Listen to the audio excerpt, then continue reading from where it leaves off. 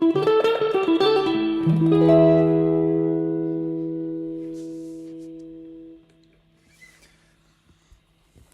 I spend less time on social media, I had more time to do hobbies, stuff like play guitar, read my book, and it just improved my life so much. And that's what I wanted to achieve with the first part of my dissertation project, which was an app called Anchor, which would change the way we use social media. It removes stuff like influencers and branded content and literally only left you with friends and family. It's what I wanted to do, but as I was creating this idea and developing this app, conceptually of course, I was starting to realise 90% of the population, they don't care. They're happy on social media. They're either happy with their screen time or their screen time isn't bad enough for them to think it as a concern.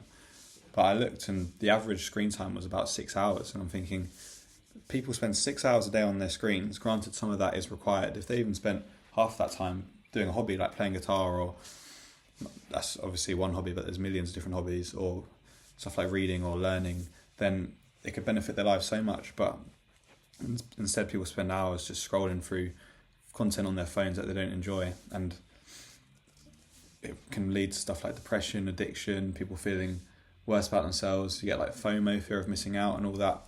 And that's the idea I had about with Anchor, to try and fix all of that. But it's difficult to fix something that most people don't think is a problem.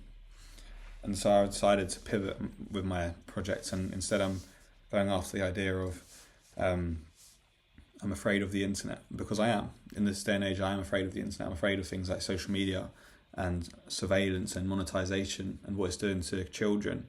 Just watched that show Adolescence, for example, and I found that incredible. And that's obviously, a lot of that was about social media. And it's these sort of things that are so interesting and so scary, honestly. And this is what my project has become, almost like a response to try and fathom why I'm afraid of the internet and for what reasons.